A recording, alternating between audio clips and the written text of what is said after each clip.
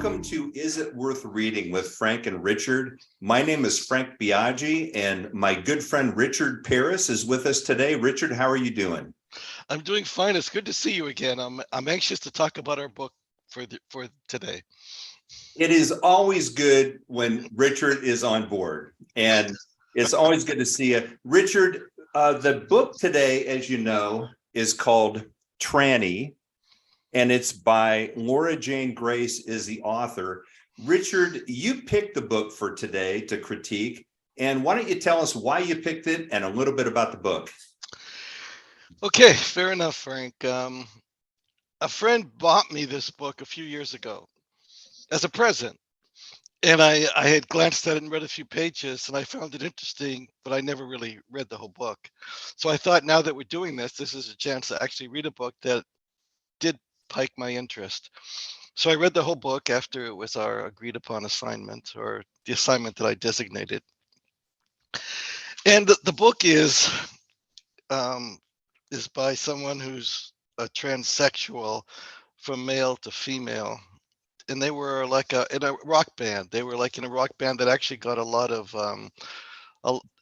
touring, made albums, sold a lot of records. Was a real, you might call, rock star, but not super famous. And at some point, he switched from male to female. The book is filled with his suffering and his angst about his gender issues, about being born male but hating being male and wanting to be female. The book is filled with his suffering and all of his substance abuse pertaining to drugs and alcohol, which is sort of part of the rock scene, which is detailed very well in this book. This book really goes through what it's like to tour when you're not a big band and you're holed up in buses and you're traveling, from place to place day after day, and you're exhausted and you're zonked out of your mind with drugs and booze. So it's kind of depressing. The book is a downer. The thing that's kind of interesting about the book is that he, or I guess I'll say she, is very honest. In other words, this isn't any attempt to whitewash anything or make her look good or to hide. So in that way, it has a redeeming quality of just being an honest account of somebody's reality and what they went through on a day-by-day basis, being a rock star and wanting to change their gender. I think, okay, do I need to say more, Frank, about what your question, or did I say too much, or did I actually address the point? I think you're doing a great job. I mean, if you want to take a little bit more time, you can, or if you want me to jump in, and I will. It's up to you. I guess I do want to hear your thoughts at this point. Okay. Yeah. Well, I agree with a lot. I really agree with most of what you said. It is depressing, and that was the first thing that caught my eye on it, is that it was depressing. And when I do it, I overview the book. I don't just read it from cover to cover. I just kind of go through the whole thing. And when I started reading it, it was that was the first thing that caught me. But I will tell you, when I opened it up, the other thing I want to say, though, is that I also agree that she was very honest when she wrote the book. And I thought that it was a great to see, you've worded it perfectly. A small band when you're not part of a big band, and what it's like to be on the road and how hard it is. Mm-hmm. It's very cool to see that, because how would you ever know that unless you read that? So that was pretty cool. And so I'm going to share my screen. I want to show you just a few things about. Sure. Okay, so if you look at I opened the book and I saw the first page of it, and you could see a couple of reviews. And this guy says, advantage of having kept journals, Grace's journal entries. And then when I started reading the first chapter, I saw that journaling, it was something that he picked up in, and I'm going to refer to him when he was a he, because then he transitioned to a she. Sure. So when he was young, in third grade, he started picking up this journaling. And then he said, I never stopped keeping a journal after that. So I looked at the book, and this was when I just started analyzing it, seeing what it was about. And so I put markers where the journals started and where they ended. And I could see that it was a lot, like maybe 80% of the book was journals. And I went through, and I mean, it's just filled with his journals that he wrote. And I was a little concerned because I thought, uh-oh, he wants to fill his book with these journals. This might not be too good a reading. And so I started reading it, and I was amazed. It was written very well. And I got most of the way through the first chapter, and I said, man, this guy is good. And I thought, but yet, why does he want to use journals if he writes that good in the first chapter? So then I looked at the front of the book, and it says Laura Jane Grace with Dan Ozzie. So I looked him up. He is a professional writer out of LA. And so what Laura did was hire him to write this book. So he wrote the book, which is fine. You can hire somebody to write an autobiography. And quite frankly, I mean, if you have the money, do it. But so it is a well-written book. And so it's fun to read because Dan Ozzie could probably make anybody look good. I mean, if I wanted to do an autobiography, if I ever become rich and famous, he'd probably be the guy. He did a great job here. The first chapter, it starts off with when he's 5 years old. And then it takes him through that life that you described. And then he starts his band. So if you look at that last part of the first chapter where he starts his band, and I'm going to take off from there. There it is. So we'll flip down there, and he says on page 24, the last 2 pages of the first chapter, he said, I'd had some experiences playing in bands here and there. These bands were always just for fun and weren't intended to go anywhere, but I wanted to take writing music seriously. So I set a simple goal for myself. I would write and record 10 songs. I designed the cover of that cassette. I scrawled 2 words capturing my teen angst. I called it Against Me. I had a small stack of Against Me tapes. All my former bandmates hated the songs, and with good reason. They all were terrible. I set the next logical goal for myself. I would play 1 show. I figured I'd play 1 show and get over it. He played at this place called the Raspberries with 20 disinterested people. And he goes very unceremoniously, Against Me was born. And that's important because that was his band that made him famous. So it was a punk rock band called Against Me. He became famous, and then he hired this Dan Ozzie to write an autobiography. And what he did is he handed him all these journals, and then Dan read them all, or read whatever they do, and then he constructed this book, and he made it into a book. So it really is an interesting read, and I found that great. When I read a book, as you know, Richard, I want to find the theme. And what I want to do when I get through the book, I want to be able to state the theme in 2 sentences or less. And the theme of this book, I really don't like. And it troubled me. And what he did with this theme, I'm going to call it a cipher. And if you look at the terminology or the definition of cipher, it's any method of transforming a message to conceal its meaning. So a cipher is when you conceal the meaning of something, but then it is prevalent throughout the book. In this case, it would be the theme. I'm going to ask you, have you ever heard the terminology Faustian bargain? Yeah, like a deal with the devil. But Frank, you keep talking around it. Tell me what the theme is as you see it. I'm going to show you right now. All right. So let's look at, first of all, what a Faustian bargain is. You know what it is, but a lot of people don't. So this is the definition of it.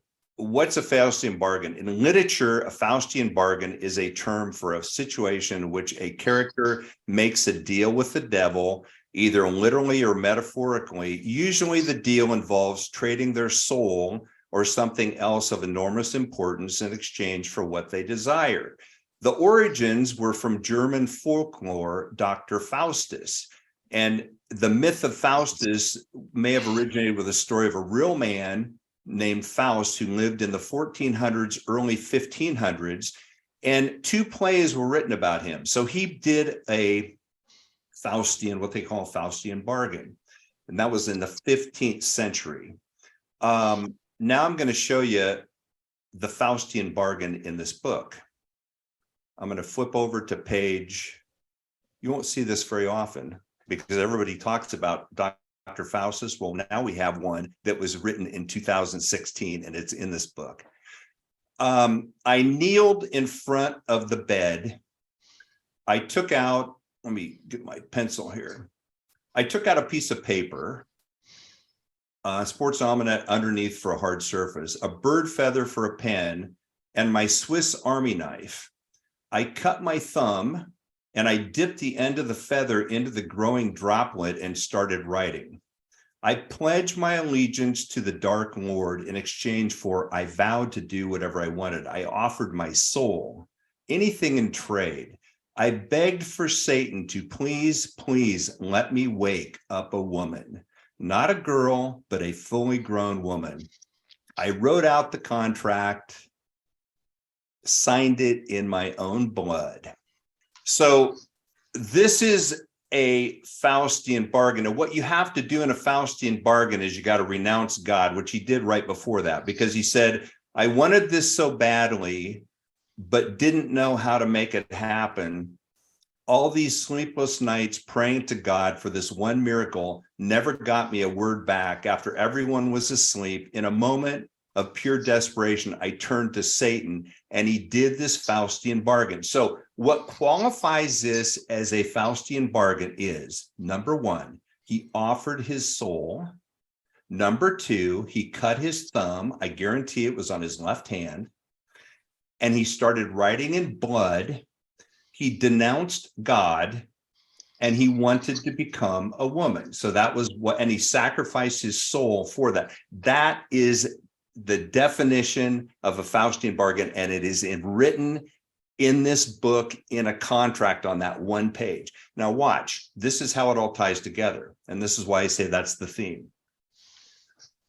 Back on page 1, it was 1985 and I was 5 years old, still young enough to think, this is the very first sentence of the book, the lyrics of Madonna, the song Material Girl, where I am a Cheerio girl. Watching Madonna get into the groove, I was completely mesmerized. I reached out my hand and touched her on the screen. That's me. I thought, clear as day. I wanted to do that. I wanted to be that. So he wanted to be her. That's the first thing. Then he talks about his parents being deeply religious on page 4. Then he says, as for me, I was fairly indifferent about religion as long as I didn't end up burning in hell. Then he says, on page 10, as a new single mother, my mother relied heavily on the church. My first 3 live musical performances were in front of the church. I felt filled with the Holy Spirit. Again, religious connection. He was in church. He was filled with the Holy Spirit. Then he started playing these crazy songs from the punk rock Nirvana. And he goes, the church asked that I no longer participate. The church paid for me to see a psychiatrist and told me not to come back until I received help. When a church turns you away, it feels as though God himself is rejecting you, saying you're damaged beyond his help. Again, part of renouncing God. He's got to run God down. And then he comes back in this page where he did the Faustian bargain. And he again said he prayed to God, never got me a word. He turned to Satan. Then at the end of the book, tying it all together, he asked to become a woman. The very last page of the book, he goes, I'm at the final page of this journal. It means so much for me, for Evelyn, that's his 5-year-old daughter, to stand on the side of the stage and watch us play. Evelyn grabs something from the coffee table, comes running over to me with it. It's the new issue of Rolling Stone. On the cover is a close-up shot of Madonna. She looks exactly the way I remember when I saw her at 5 years old, tying it all together. The same age Evelyn is now, red lipstick, piercing blue eyes, not a single blonde hair out of place. Her skin's delicate and gorgeous. Daddy, who is this? She asks. That's Madonna, Evelyn, I tell her. She's a musician. And her daughter goes, just like you. And he goes, just like me. Tied the whole thing together. So what we have is the book is cleverly titled Tranny, but it's not really a book with a theme about him being a tranny. That's just fluff. What it's really a book is about how he made a bargain with Satan, a Faustian bargain, and how Satan fulfilled it. And the whole book is supporting a Faustian bargain. So that's what the book is really about. Anyway, so it's your turn. My question to you, Richard, is, and of course you can ask me any other questions on that, but it's time to whether you recommend the book or not. So I'm going to ask you, would you recommend the book and why? Okay, I want to address what you just stated. You read the passage where he signed in blood his attempt to make a bargain with the devil, hoping that he would wake up the next day as a woman. Well, the end of that sentence, we stop reading. The end of the sentence says, "But of course, I never woke up the woman I wished to be." This was simply a young boy who desperately wanted to be a woman and was desperate, thinking of any way he could make it happen. Obviously, he was completely naive, but he also was completely dedicated and committed to the proposition of wanting to be a woman. Yes, he had prayed to God to become a woman. That didn't work. So then here he was trying the alternative, basically trying to make a deal with the devil to become a woman. It's something that a child might well do when they're desperately seeking something and can not see any other way of possibly making their wish come true. This wasn't like the book isn't some malicious, underhanded attempt to make people connect with the devil. This is simply small a small portion of the book detailing how desperate he was. And it's a very honest portrayal of going through a ritual to connect up with the devil. This is not a person who was into devil worship. That's kind of the only time it's mentioned in the whole book. So, Frank, you're taking one passage and blowing it up to be the entire theme of the book, which it isn't. The book, in my mind, if you read it, word for word, most of the book consists of his suffering and his angst about not being, hating himself, how he used the drugs and alcohol and all kinds of sexual experiences which were not healthy and did not lead him, did not create real pleasure for him, but just led him deeper into the suffering where most of his moment to moment reality was basically being hellish, kind of like being in hell. And he couldn't find the light at the end of the tunnel. I mean, there's a lot of people that suffer quite a bit. So, in that sense, it kind of speaks to everybody. Of course, his own dilemma had also a lot to do with his sexual issues, gender issues. So, it was simply one momentary attempt to try to make his dreams come true. It isn't the hidden theme of the book. In my mind, the theme of the book is simply the tale of somebody that's trying to find his way inside of the nightmare of his existence. And mostly the book is a tale of how he did not succeed doing that. However, his dream of becoming a woman, in a way, I suppose, he succeeds at the end in switching genders. And that's basically all the book is. Um, do I recommend the book? Not really. I don't really recommend the book. I guess if somebody's into the issue of being a transsexual, I think it might be valuable for them. Obviously, most people are not in that category. I guess also if you're if you want to start a rock band, I think it would probably be valuable to to read the book. But in general, for most people, it's probably not the ideal book to read. That's what I wish to say, Frank. Okay, well, I want to respond first by saying that you said he attempted to make a bargain with the devil. No, Richard, he made a bargain with the devil. He wrote it out in a contract. He signed it in blood. That is called a Faustian bargain. So no matter how you want to hide it, it's there. You also said that he's not a person who's into devil worship. You don't know that. So he didn't write about it in his book, but we don't know that part about him. But what we do know is they did sign a contract with the devil.